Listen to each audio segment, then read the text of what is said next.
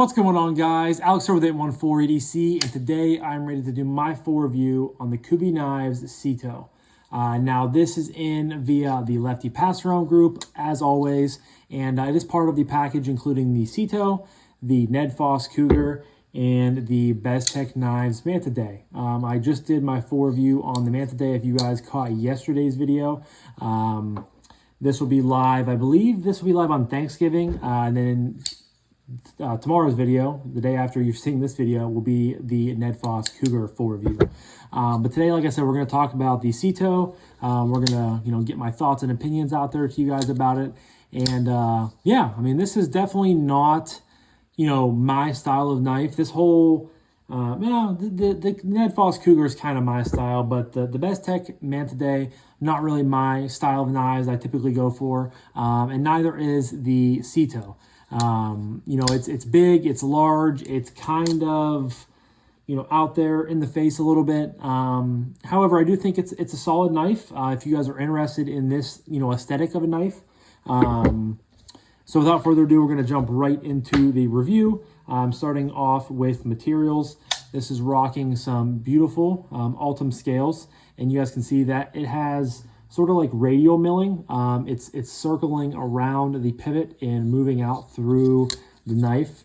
I really like how that looks. I've become quite a big fan of radial milling over the last, half a year or so. I don't know what, exactly drew me to it specifically, but I just became a really big fan. And I like it whenever I get knives in with this style of milling. And I'm also looking, in the future to get maybe some aftermarket scales for certain knives with this style of milling. So big fan of that. You guys can see how heavily skeletonized it is on the inside. You can see through there on the liners. But of course, the KB logo right there on the pivot. You have a 14C 28N clip point style blade. It says there Kubey on this side. You got dual thumb studs. Says 14C right there, up there by the scale. And then this is a Musi design. Not familiar with Musi in the slightest, but it says right there on the blade. You have a loop over style deep carry pot clip that is only righty carry. I don't know why they couldn't have added a extra area over here for the clip. Really kind of confusing, but it is nice because the clip is sat down into the or countersunk into the scales with flush top screws, which is really nice. You got proud liners. You have a liner lock with plenty of jimping down there. You have a choil. You got an Ultim backspacer with a lanyard post if you guys are interested in that. And yeah, this does look like a front flipper, but the D10 is super snappy, which we'll talk about later with the action, how good the D10 is in this knife. And I don't think you can use this for a front flipper. I've tried so much and it really rips open my finger. And it looks like it is, but it doesn't function like that. And then you have this very pokey flipper tab up here on top. But as far as materials are going, Ultim 14C, loop over style deep carry clip, multiple ways of deploying the knife with the thumb studs and the flipper tab. Can't complain with that whatsoever. Clip point style blade, you get the rest. We'll go 5 out of 5 on, whoops. Sorry about that, guys. My wife called me, had to answer. So yeah, we're gonna jump right back into the review. 5 out of 5 on the aesthetic, or excuse me, on the materials. Before we move on to the aesthetic, I want to give you guys some quick specs on the knife. I will leave a link to White Mountain Knives down below, which is where not only the Ultim Ceto is available, but a whole plethora of others. We'll go through them in a minute. But as far as specs are concerned, you have an overall length from tip to butt of 8.19 inches. You have a blade length of 3.46, a blade thickness of 0.12, so nice and thin behind the edge and the stock. You have a stone wash, which is really nice. I've really developed a liking for stone wash over the last year or so. Flat grind, yellow Ultim handle, close length or handle length, 4.73. And it comes in weighing 4.55 ounces. But honestly, it's a bigger knife. It's a beefier knife. It doesn't feel like it weighs 4.5 ounces.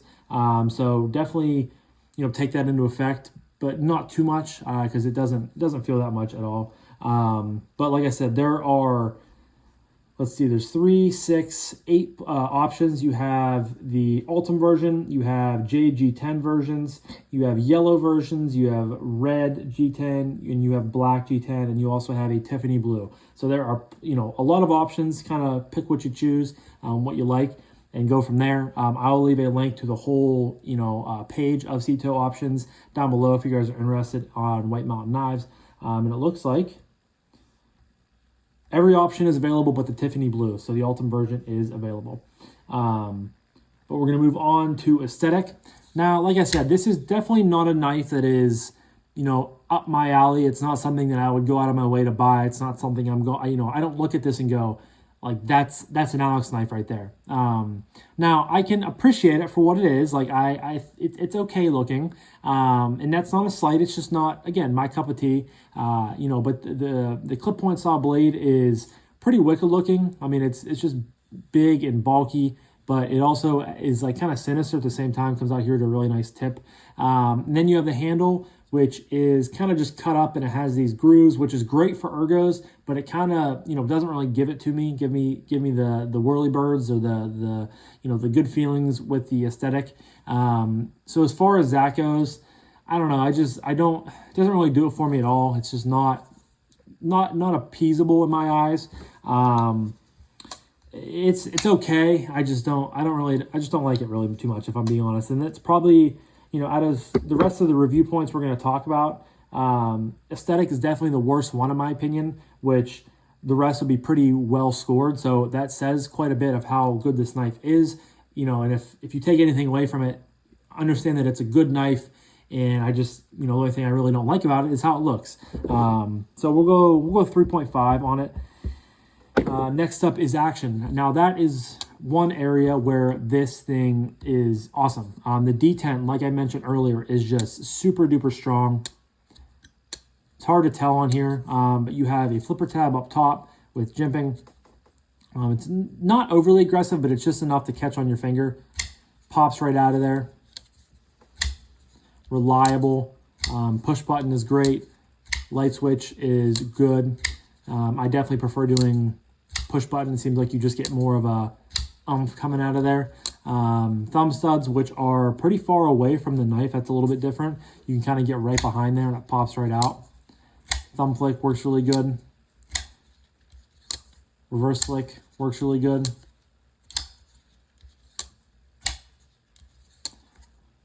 Nice and reliable, satisfying thwacks. And then of course you can slow roll it.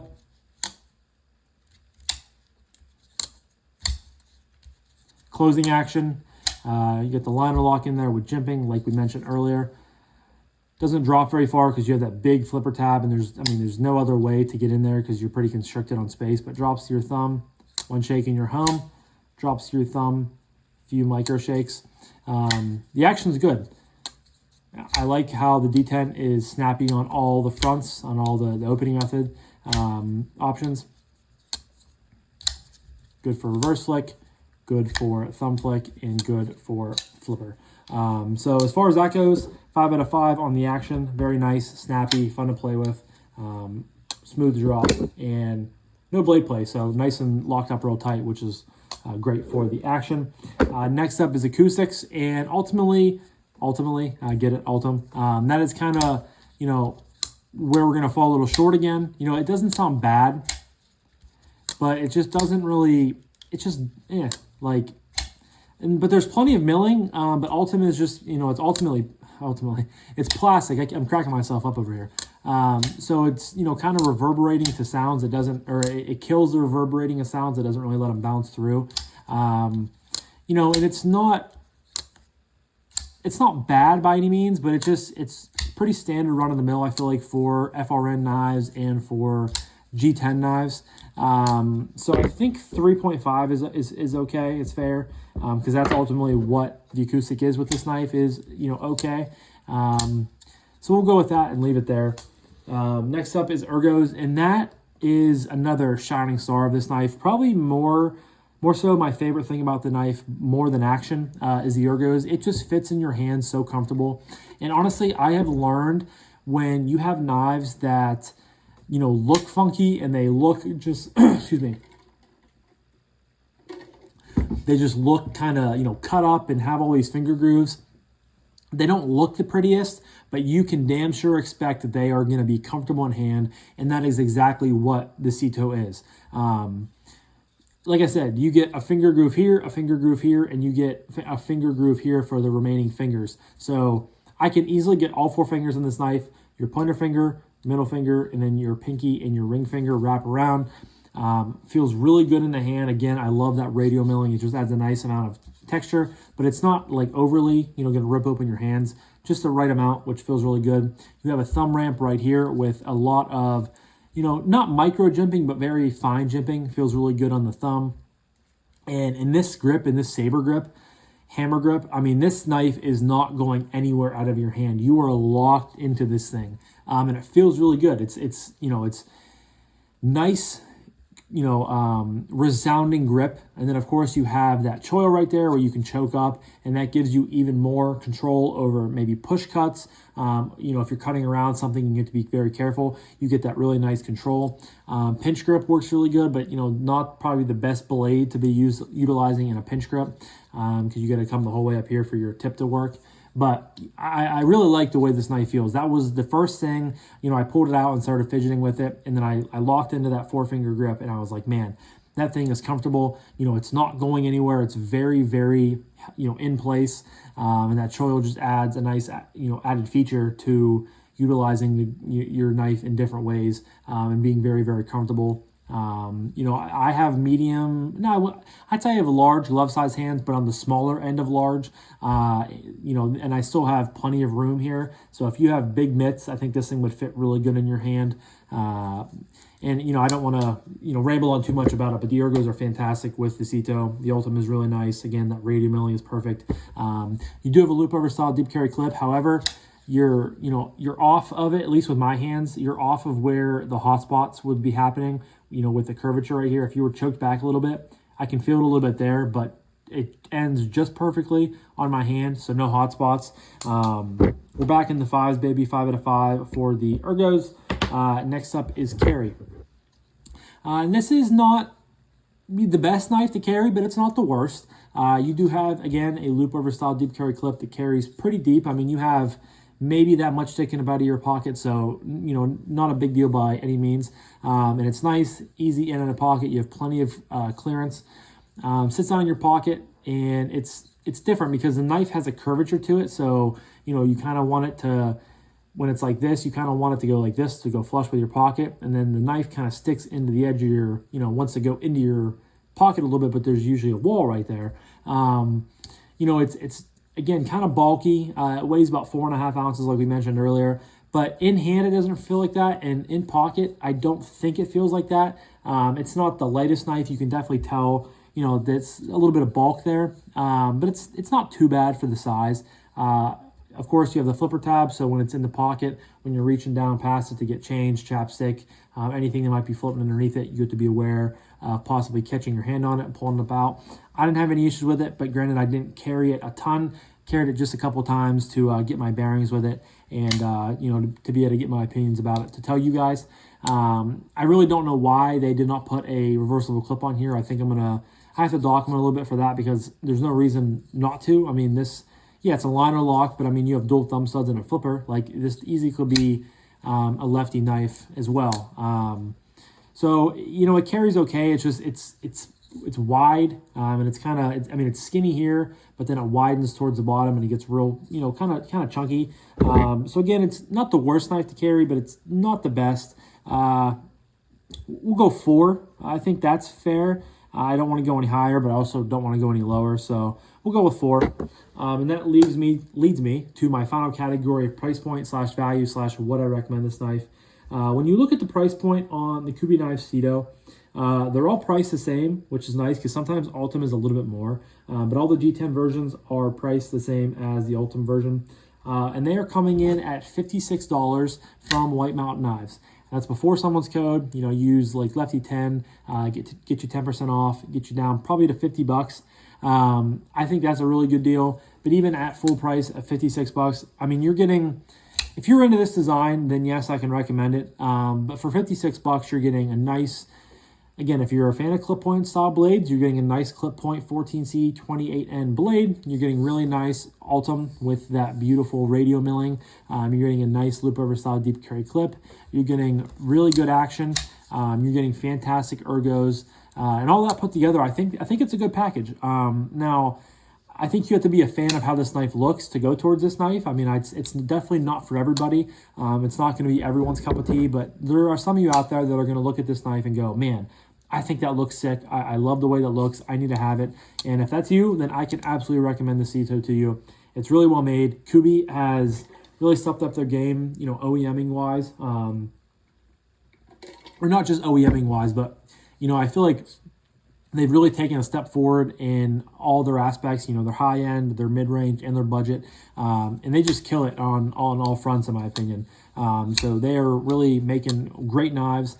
And again, if you're a fan of how this knife looks, then I can recommend it to you. But really, I think that's the only way I can recommend it to you. But as far as value goes, for $56, I think it's a good value. I don't think it's, you know, you're getting a lot of material, a lot of good things for your money, and ultimately, you know, I keep saying ultimately, you know, that is where the value comes into play. So we're going to go 5 out of 5.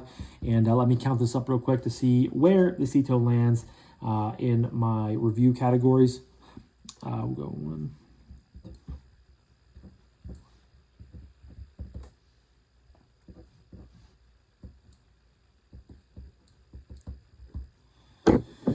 Alrighty, guys. So if my math proves to be correct, which I think it is, I have the Kubey Knives Ceto landing with a score of 31, which puts it in the great category.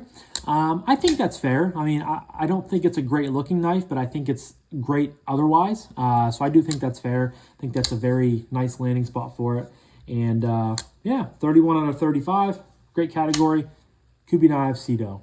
But I think I'm going to wrap this up now. So leave a comment down below. Do any of you guys have the Ceto in your collection? Do you love it? Do you hate it? Do you want to add it to your collection? You're just kind of waiting to pull the trigger. As always, I love to hear what you guys all have to say. And yeah, I'm going to wrap this up now. So this was my full review of the Kubey Knives Ceto. Huge shout out to Kevin over at Lefty EDC for always allowing us to check out dope stuff. And yeah, huge shout out to you guys as well. Hope you guys have a fantastic rest of your morning, day, evening, night. And if I'm posting this on Thanksgiving, which I think I am, hope you guys have had or are having a great Thanksgiving with friends, family, and loved ones. And I'll talk to you guys in the next one. Peace.